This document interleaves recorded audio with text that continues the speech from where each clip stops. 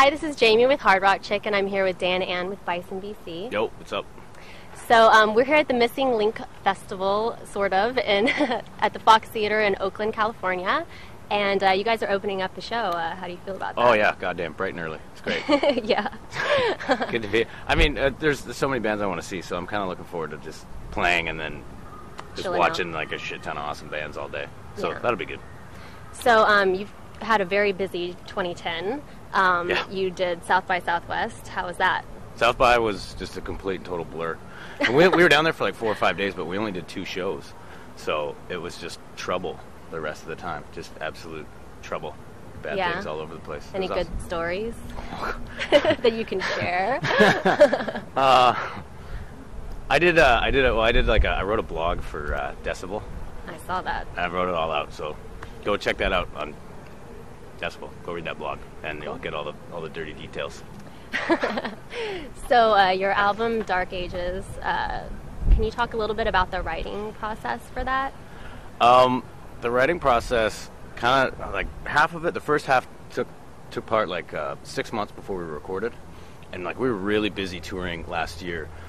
So when we finally got back from our like touring cycle, we kind of had to like crack down and like really just like blast out like a bunch more songs. So you write a little bit on the road?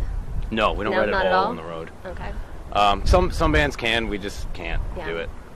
Like the best way that we write is like either me or James will go into the jam space and just fucking turn up the amp and just play.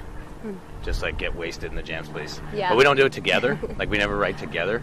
We'll just like do it separately, come together and be like, these are all the parts that I have for the song, and then arrange it like the whole band arranges it together. But we James and I write separately.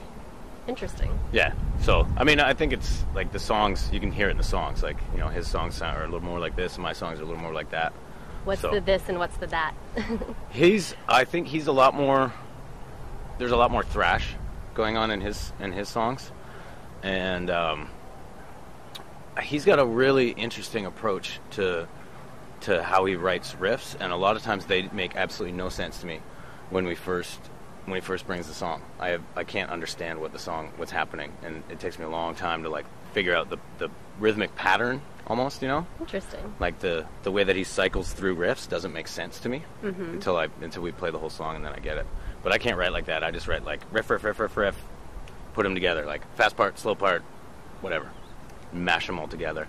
But I think I throw a lot more kind of like, I don't know, kind of dirtier, crustier kind of stuff into the mix, and he's a little more traditional. But I think it mixes together well. How about the lyrics? The lyrics, whoever wrote the song does the lyrics, and he sings about a lot of his lyrics are about, you know, how much he hates the world and, you know, the collapse of civilization and stuff like that. There's just a song on the album about Vancouver, and you know, just about our city and how it's a fucked up city, but we love it. You know, it's where we live. And I sing about like wizards and wendigos and shit like that. Cool.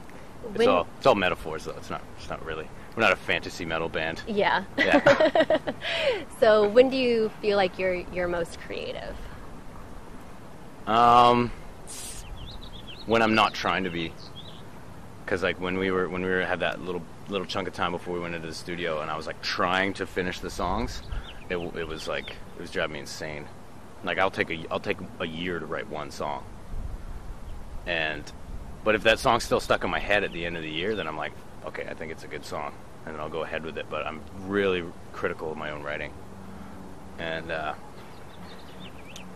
takes a really long time for me to do anything. So I kind of liked having the pressure on. Yeah.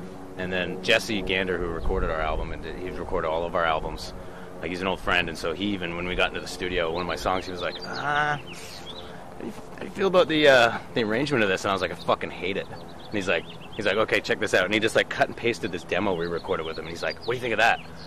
Just like switched parts around, and I was like, dude, that's way better. So he actually like helped me write the song. Cool. So you're open to a lot of input. Yeah, well, especially from him. Like normally I'd be like, you know, I'd tell somebody to go fuck themselves, but he's such an old friend, and like, you know, I trust his musical opinions. Like I grew up listening to his old band DBS, like this old Vancouver punk band. I played a show with them when I was like 14 years old in some comic book store. So like, you know, I kind of grew up around the dude, so I Yeah. respect his opinion completely. But James just fucking pounds out songs. I don't know how he does it, and they're all like different, and it's insane. So how many did you end up with before you selected the ones for the album, or did you? We every single album that we've done, we just have the songs. Yeah. We don't. I mean, that might change if we have more time to write. You know, come up with something that doesn't fit, but we kind of let each song kind of feed off of each other, just like where we're at in our lives, or you know, we don't. I couldn't see us writing something and then, you know, playing it and then not recording it and not using it and then like putting it on album later. Gotcha. I can't see us doing that. It might happen, but Yeah. just the way that we do it, you know, like write everything all at once or over the course of a year, and each song kind of dictates how it's going, right? And it doesn't always have a pattern. It can be totally weird. Like, you know, one of the songs that I did, it doesn't sound like anything else on the album, but it was kind of like conscious of like, okay, well, I'm going to do something that contrasts what James is doing instead of trying to like, you know, meld it together. Interesting. So what's your favorite song from the album? From the new album? Mm-hmm.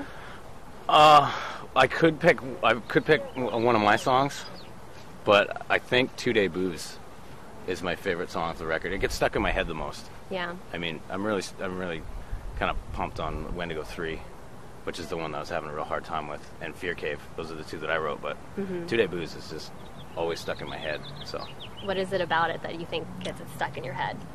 there's this one it's like this one specific part where Brad's doing this crazy kick drum rhythm, and he plays a single kick, but he was like, when we were first learning the song, he was using a double kick for a while, and then decided once we got into the studio, he was like, fuck it, I'm just going to do a single kick. And the way that he does the pattern with the single kick is like, I don't know, it just fucking kind of like pummels me.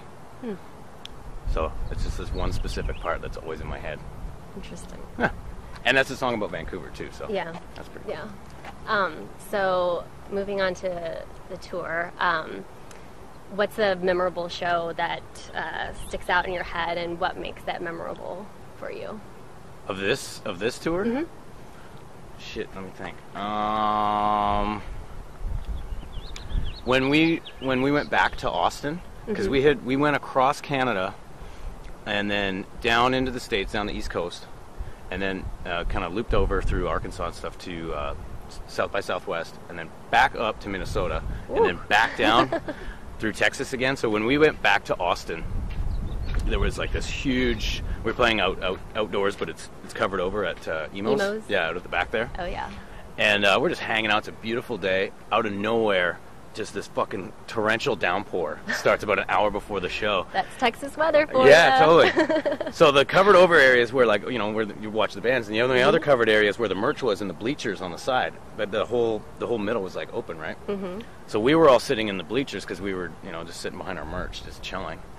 And then when we had to play, like, we fucking ran through there was like seriously like a foot of water, like it was nuts. All the outhouses outside, like the honey buckets were all flooded. Fun. Yeah. So we ran to the stage, and basically everyone that was there that showed up early was forced to watch us. They couldn't go anywhere else, so that was pretty awesome. But like Austin's crowd is great anyway, so. Yeah. Oh, But, I'm from there. oh, right on. Yeah. So do you ever read reviews or anything written about the band? Yeah. Yeah? Yeah. Do you, like, what's your thoughts on that? Like, are you like, fuck you, or are you like... No, I never get angry about stuff, but like, I'll read something and I'll just be like, what the fuck are you talking about? Like, a lot of people that write about music and stuff actually, like, I care about music. And then there's some people that just are just fucking writing to, you know, I don't know why they're bothered doing it, but like, I read one review. I can't remember who wrote it, but essentially what the dude said was, his complaint about the record was there was too many good riffs. What? Something like that, and I was like, what? Yeah. Like, sorry?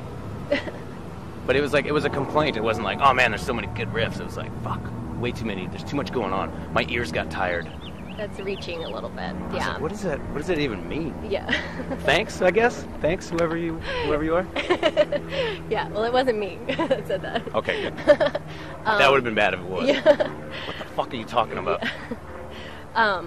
So when you're on the road, what do you miss about home? I miss my girlfriend a hell of a lot. Yeah. And just like being able to sit on the couch and like watch TV, or like, hey, let's go get something to eat. Let's go for a bike ride, stuff like that. Just the everyday routine. I mean, you get into the road routine. You know, It's like crash out, get up. You got half an hour to get your shit together. You know, get in the van, let's go. Yeah.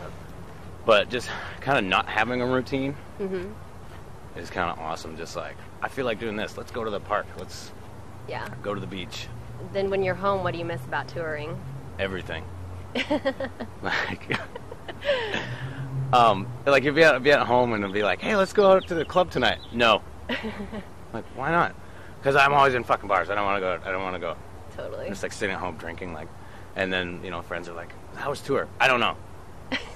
When are you going out again? I don't know. I don't want to talk about it. So basically, don't talk to you when you get home from tour. Yeah. I need like a week to have my, like, almost every time we go out for a long time, I come back and have a nervous breakdown. Decompression. Yeah, total decompression. Just hide, and